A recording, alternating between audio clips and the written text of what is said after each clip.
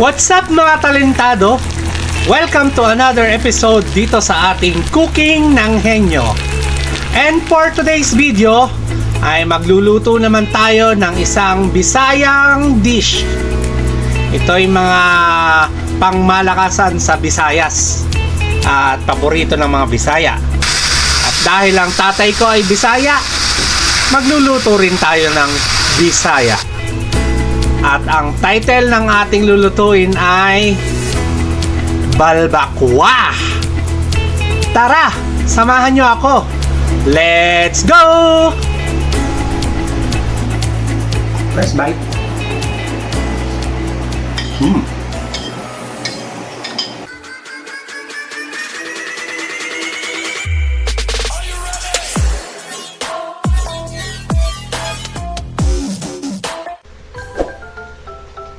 At umpisahan nga natin sa paghuhugas at paglilinis ng ating nabiling pata ng baka. Bali, pata at balat ng baka ang gagamitin natin. So hugasan lang natin siyang mabuti at pakuluan natin ng 5 minuto. Pwede rin kayong gumamit ng pata ng baboy kung walang available na baka sa inyong lugar. At hiwain natin ng medyo maliliit ang balat ng baka para magkasya sa ating kasirola. At lagyan natin ng tubig at hayaan lang natin siyang kumulo. At ito naman ang gagamitin nating mga sangkap para sa ating lulutuing balbakwa.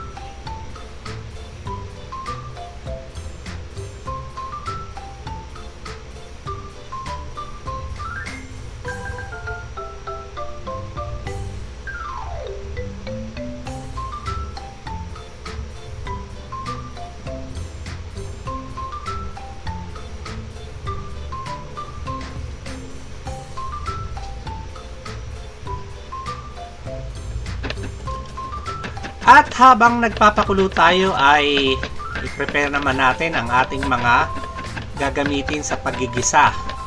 Siyempre ang ating mga aromatics, bawang, sibuyas at luya.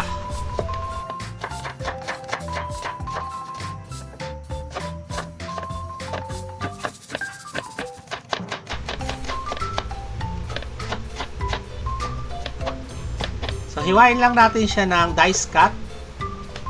At yung ating bawang ay mince. At ganon din ang ating luya. Dice cut lang din siya. At itong ating onion leeks.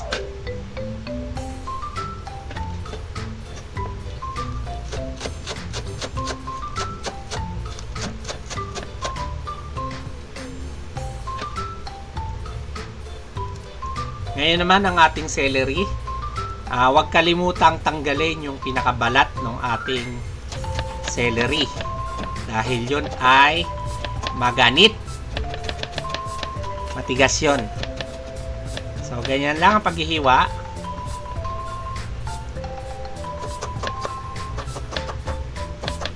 At yung stalk, hiwain din natin.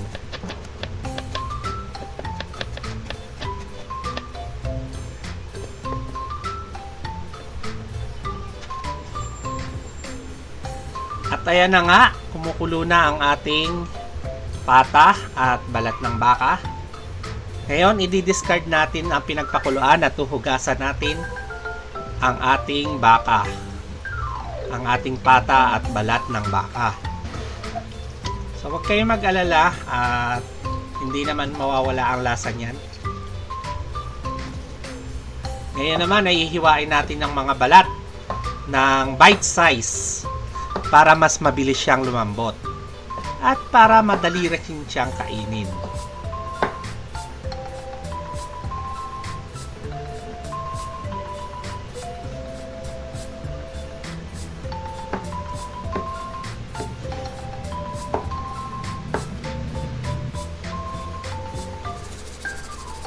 At isa lang natin siya sa pressure cooker.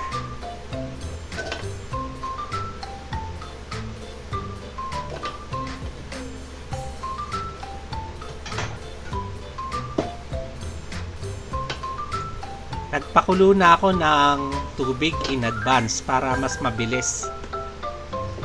So lagay lang natin siya sa pressure cooker at lagyan natin ng tubig. So ayan yung pinakulo nating tubig kanina.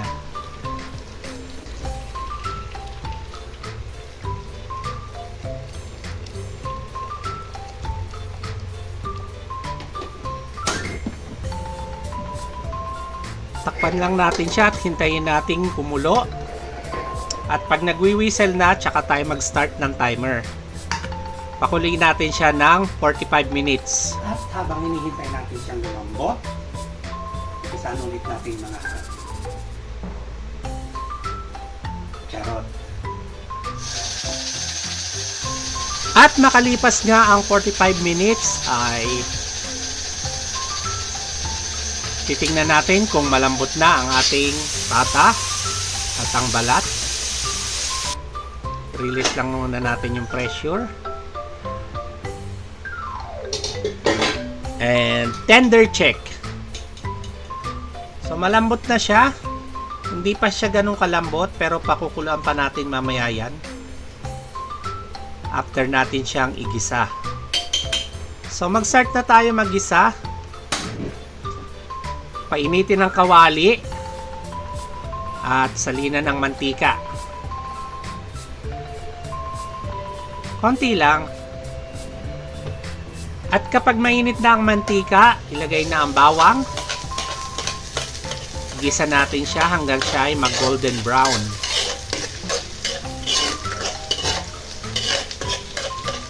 So, continuous lang ang halo para hindi masunog ang ating bawang.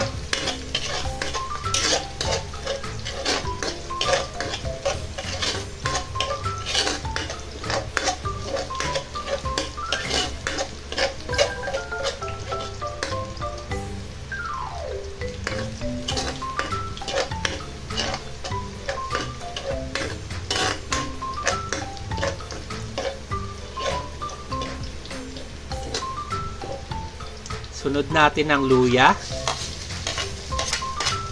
At igisa rin nating maigi.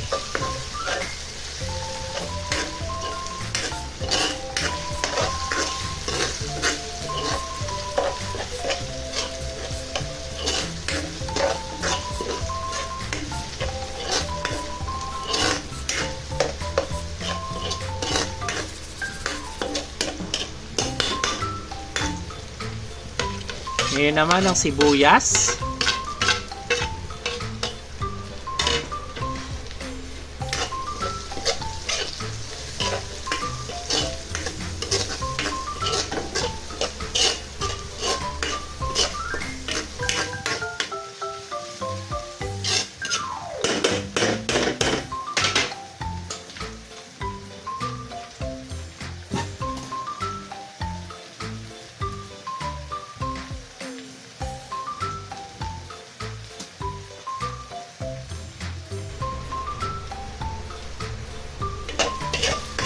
Isahin lang nating mabuti ang ating mga aromatics.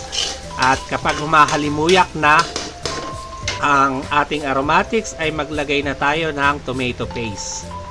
Konti lang, bali pampakulay lang siya at pampalapot na rin sa ating magiging sabaw.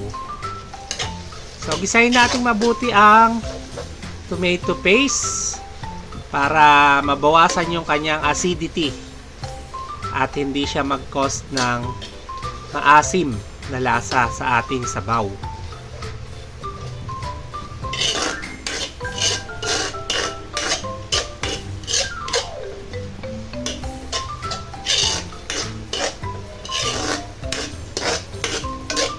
Isahin lang natin siyang mabuti.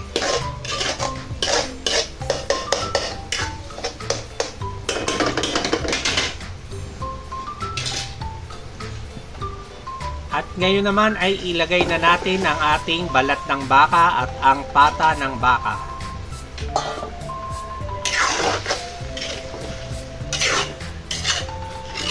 Bali malambot na yan ang ating pata at ang ating balat. Pero palalambutin pa natin yan habang pinoproseso natin ang ating niluluto. Pakukuluan pa natin siya sa kanyang sabaw. Timplahan natin ng patis para sa linamnam. At haluin natin siya para masangkot siya ng mabuti.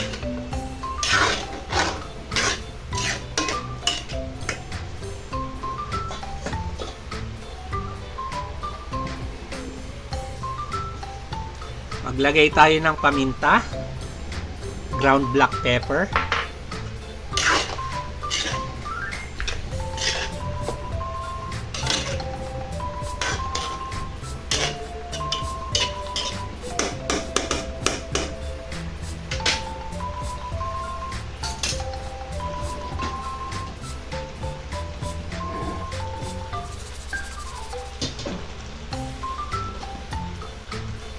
ngayon naman ay ilagay natin yung pinagpakuluan natin sa pata kanina. So, bali yung pata nga pala kanina natin ay pinakuluan ko sa sibot. At hindi lang natin na i-video na. At yung pinagpakuluan nating sabaw ay kinulayan ko na rin ng atswete. Ngayon naman ay maglagay tayo ng ground peanut. Bali, peanut butter siya, pero unsweetened siya. Nabibili yan sa palengke. At lagay na rin natin ang ating black beans o tausi. At ang ating pork and beans na walang pork. Yung tausi nga pala or black beans ay hinugasan natin yan sa tubig. Dahil masyado siyang maalat. Diniscard natin yung kanyang sabaw at hinugasan nating mabuti sa running water.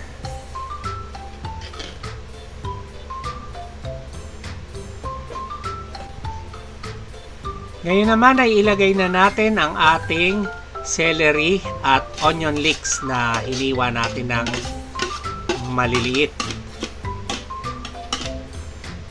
So, nakakadagdag yan sa amoy ng ating niluluto at pampalasa na rin.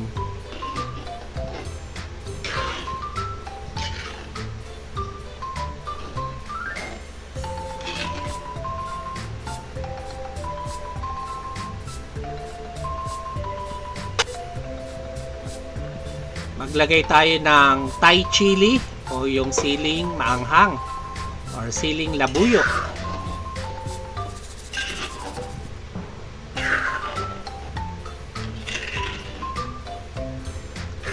Bali, 4 na pirasong siling maliliit lang yung nilagay natin. At chinap natin siya para kumapit agad yung anghang.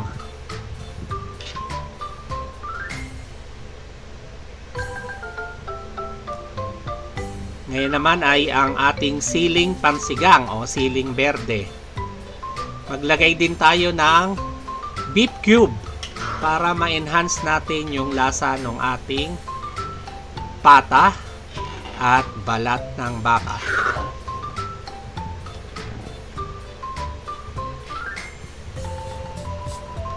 So, syempre, titikman natin yan para alam natin kung saan tayo mag-a-adjust.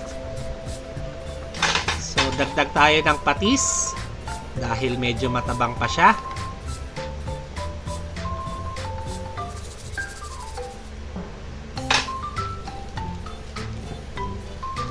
At lagyan natin ng MSG. Ito ay optional lamang para yan sa umami flavor. Pwede namang hindi maglagay. Pwede ring lagyan. So, nasa sa inyo yan.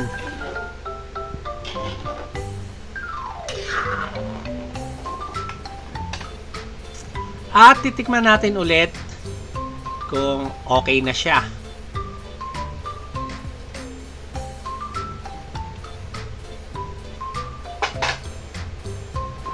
So, okay na to. Hayaan lang natin siyang mag-simmer hanggang sa lumambot ng husto ang ating pata ng baka at balat ng baka. Naglagay ako ng 1 kutsarang asukal para pambalanse sa lasa ng ating niluluto. Huwag kayong mag-alala, hindi naman tatamis yan dahil yung peanut butter na nilagay natin kanina ay unsweetened.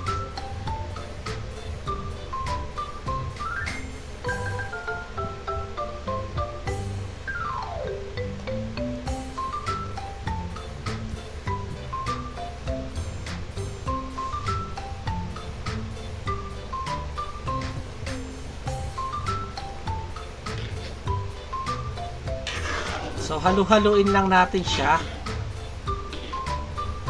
para hindi dumikit sa kawali yung balat ng baka.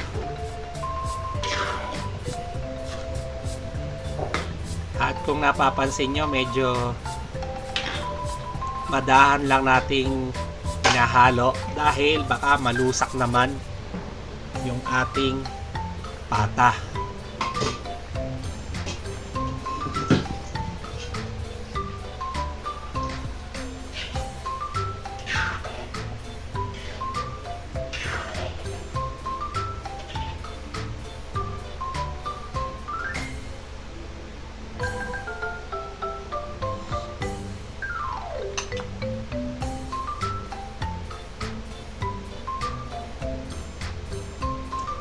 At ito na nga ang pinakahihintay natin lahat.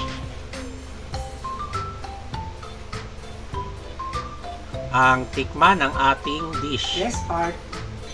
Tikiman time.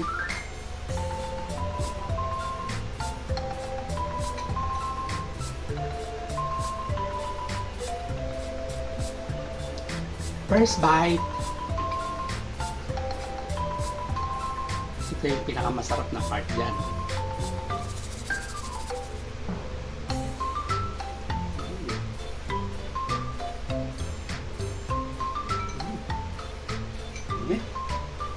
Masarap siya.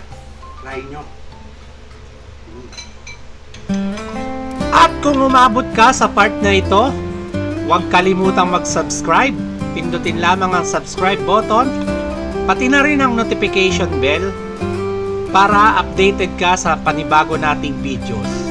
Sa mga naligaw lamang at bago pa lamang dito sa ating channel, please consider subscribe our YouTube channel, mag-like, comment and share, at pakipollow na rin po ang aking Facebook page, Henyo Talentado. Maraming salamat! At ito ang inyong Henyo Talentado na nagpapaalalang, every day may not be good, but there's something good in every day. Bye-bye! Ciao!